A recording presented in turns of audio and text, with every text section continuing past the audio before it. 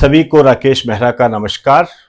अब पेपर ऐसे बनेगा कि पार्ट 19 में मैं आप सभी का हार्दिक स्वागत करता हूं।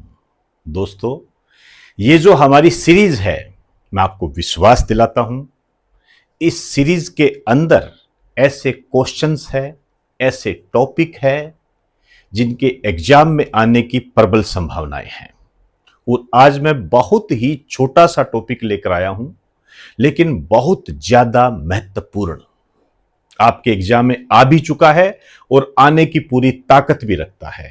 आईएएस, सीडीएस, आरएएस, इसके अलावा आरपीएससी की जो अन्य एग्जाम है वो पुराने सालों के पेपर देख लीजिए, आ चुका है। तो आज की इस सीरीज में जो मैं छोटा सा टॉपिक लेकर आया हूं वो है क्लासिकल लैंग्वेज। भारतीय संविधान में क्लासिकल लैंग्वेज को शामिल किया गया है। आप जानते हो कि भाषाओं के संबंध में हमारे भारतीय संविधान में राजभाषा आयोग का प्रावधान किया गया है। आर्टिकल 343 के तहत ये आता है और इसके अंदर हिंदी हमारी राजभाषा है, लिपि देवनागरी है, इसके बारे में भी बताया गया है। और 345 आर्टिकल 345 में राज्यों की राजभाषाओं के बारे में भी बताया गया है, जिसमें महत्वपूर्ण अपडेट यह है कि मेघालय ने इंग्लिश के साथ साथ गारो और खासी को राजभाषा के रूप में शामिल कर लिया है।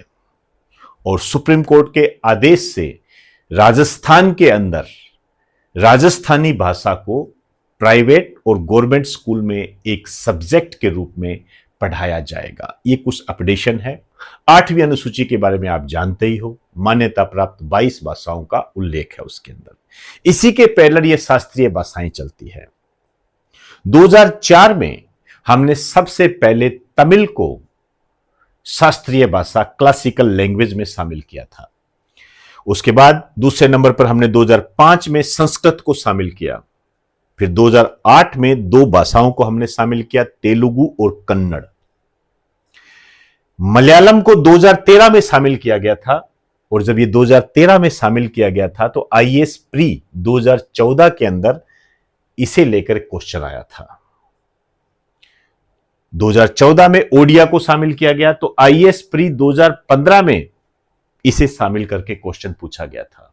ये मैं आपको इसलिए बता रहा हूं कि ये कितना महत्वपूर्ण है, इसकी इंपॉर्टेंस के बारे में आपको बता रहा हूं। फिर नरेंद्र मोदी सरकार के द्वारा वर्ष 2024 के अंदर 5 भाषाओं को शास्त्रीय भाषा का एक साथ दर्जा दिया गया। पाली, प्राकृत, बंगाली, असमिया, मराठी 2024 के अंदर दिया गया। ये 11 भाषाएं, इस पर आपके क्वेश्चन आने की प्रबल संभावनाएं हैं, जिसमें जो नए पैटर्न पर क्वेश्चन बन सकता है, पहले मैं उसकी बात करूंगा। फिर नॉर्मल क्वेश्चन जो आपको एक वन लाइनर के रूप में याद होने चाहिए, 2 क्वेश्चन वो भी ले लूंगा।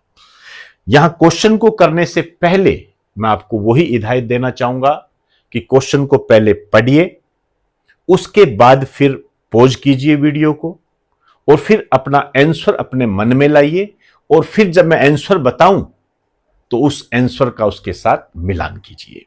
जैसे ये जो बेहतरीन क्वेश्चन है, इस टाइप के क्वेश्चन इस पर बन सकते हैं और ज्यादा इस पर छेड़खानी नहीं होगी।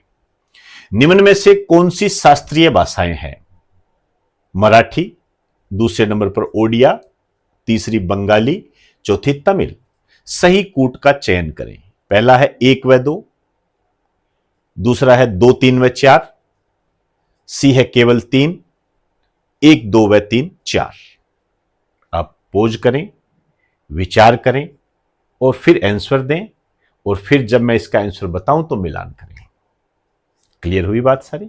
ठीक है, तो इसका आंसर है डी। आप जान सकते हो, डी मिलान कर लीजिए। वन लाइनर के रूप में 2 क्वेश्चन इस तरीके से बनते हैं छोटे मोटे। अब तक कितनी भाषाओं को शास्त्रीय भाषा का दर्जा प्राप्त हुआ है और भारत की पहली शास्त्रीय भाषा कौन सी है? विचार कीजिए। अब तक कितनी भाषाओं को शास्त्रीय भाषा का दर्जा प्राप्त हुआ है? 5, 6, 10, 11। तो क्या आंसर हो जाएगा? 11। भारत की पहली शास्त्रीय भाषा कौन सी है? First classical language in India. ये है आपकी तमिल। तो इस पे इस तरीके से क्वेश्चन बनता है, बिल्कुल भी इसको नजरअंदाज ना करें। क्लियर? तो बेस्ट ऑफ लक, धन्यवाद।